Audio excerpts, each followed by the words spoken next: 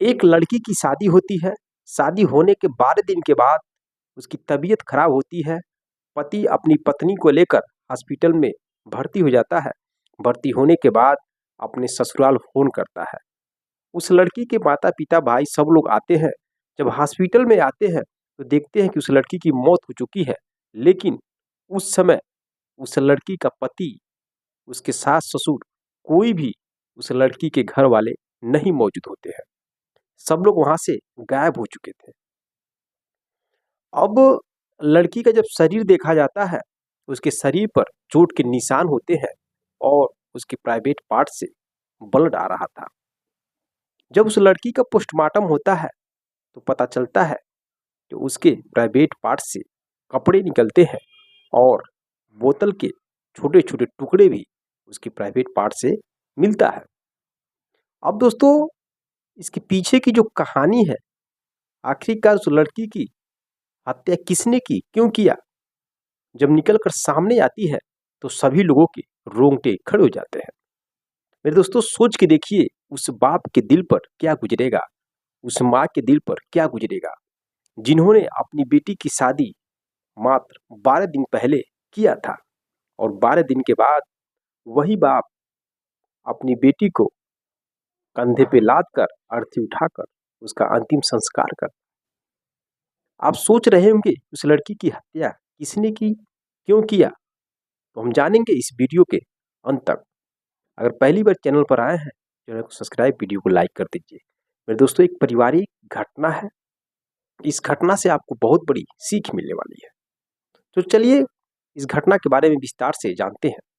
नमस्कार दोस्तों, मैं हूं संतोष। आप सभी का स्वागत करता हूं अपने इस यूट्यूब चैनल में। साथियों, आज की सच्ची घटना उत्तर प्रदेश राज्य के आगरा जिला की है।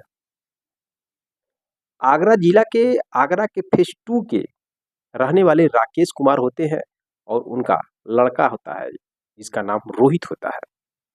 रोहित की शादी प्रियंका नाम की एक लड़की से होती है। जो प्रियंका होती है उसके पिता का नाम अमर होता है, जो फिरोजाबाद के रसूलपुर गली नंबर 7 के रहने वाले होते हैं।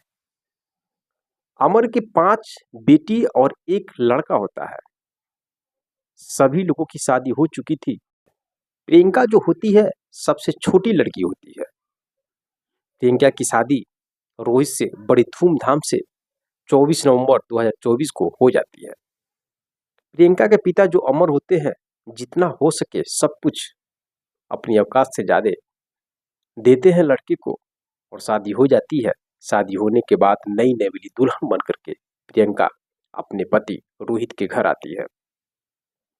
घर पर आने के बाद किसी भी चीज का कोई प्रॉब्लम नहीं था, बहुत अच्छे से परिवार चल रहा था। लेकिन दोस्तों, शादी जब हुई थी तो दहेज के रूप में एक 4 व्हीलर गाड़ी और 5 लाख रुपए कैश की डिमांड थी। लेकिन जो लड़की के पिता अमर होते हैं वो किसी तरह से शादी तो कर देते हैं, लेकिन 4 व्हीलर गाड़ी और 5 लाख रुपए में से 2 लाख रुपए उधार लग जाता है। यानी कि बातचीत होती है कि शादी हो जाने दीजिए, शादी के बाद मैं आपको गाड़ी और जो दहेज के पैसे हैं वो पैसे आपको दे दूंगा। अब इसी बात को लेकर जो दूल्हा है, दूल्हे के घर वाले, माँ बाप, सब लोग प्रियंका को ताना मारने लगते हैं। शादी होने के अगले ही दिन से इस तरह की बात चलने लगती है। दुल्हन बहुत परेशान हो जाती है।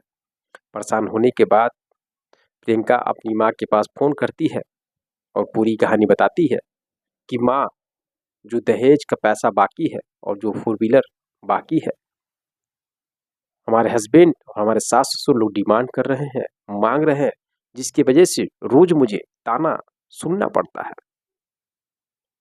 अब जैसे लड़की बात करती है अपनी माँ से, तो माँ फोन लगाती है और अपने दामाद और दामाद के जो मम्मी पापा हैं सभी लोगों से बात करती है और किसी तरह से बातों को एडजस्ट करती है।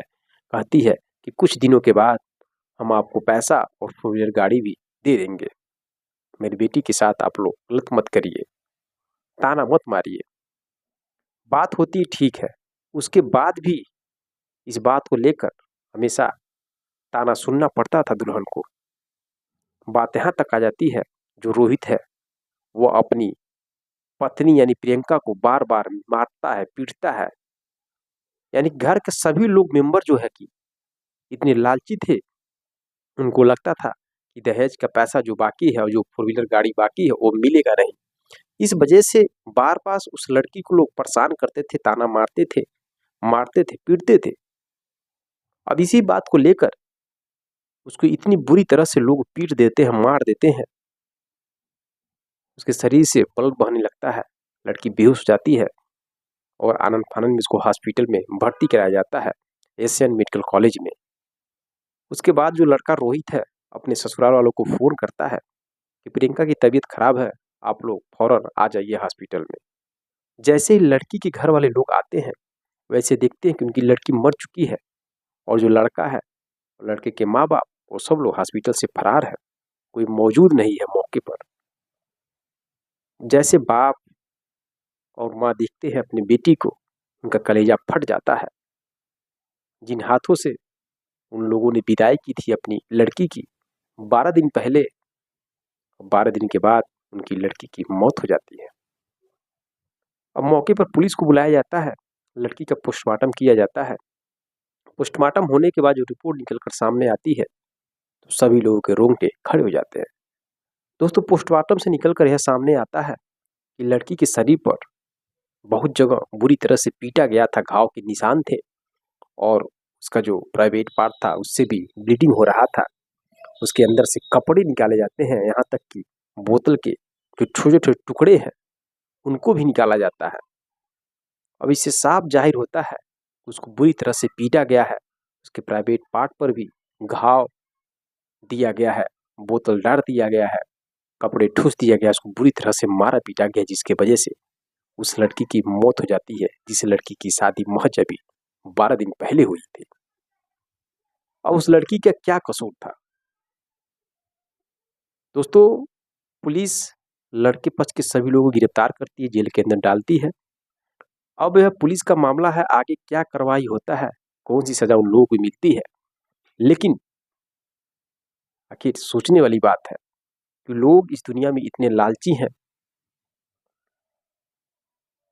कि उनको पैसा चाहिए, पैसे के लिए लोग क्या क्या कर देते हैं। अगर दहेज नहीं मिला, 4 व्हीलर गाड़ी नहीं मिला, तो लोग दुल्हन की हत्या कर देते हैं। आप वेट किए होते, इंतजार किए होते, जब लड़की के पक्ष के लोग देने की बात कह रहे हैं तो आपको इंतजार करना चाहिए था, उस लड़की को घर पहुंचा देना चाहिए था, न कि उसको मारकर उसकी हत्या कर दिया जाए।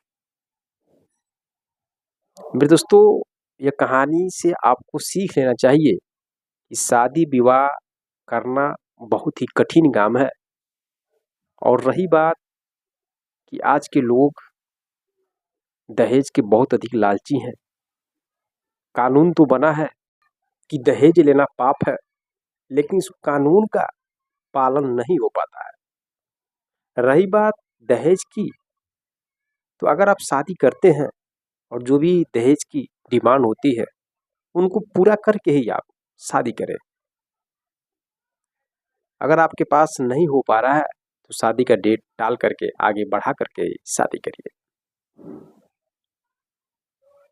अगर दहेज समय पर दे दिया गया होता तो शायद यह नौबत नहीं आती, लेकिन कह भी नहीं सकते, कोई और भी समस्या आ सकती है, पति और पत्नी में नहीं पड़ता है, तभी भी बवाल होता है। लेकिन एक ऑप्शन बनता है, उस लड़की के माँ बाप इस बात का अफसोस जरूर कर रहे होंगे कि काश हम लोगों ने समय से पहले जो दूल्हे का डिमांड था दे दिए होते तो आज मेरी लड़की की जिंदगी बच जाती, इस दुनिया को छोड़कर नहीं जाती, उसके साथ ऐसा हादसा नहीं होता। कहीं ना कहीं लड़की के माँ बाप को जरूर पछतावा हो रहा होगा। तो मेरे दोस्तों, यह रही घटना आपके सामने इसलिए लेकर आया हूँ ताकि आप सतर्क और जागरूक हो सकें, किसी के दिल को चोट पहुंचाना नहीं। मिलते हैं फिर नेक्स्ट वीडियो में नेक्स्ट कहानी के साथ, तब तक के लिए जय हिंद, जय भारत।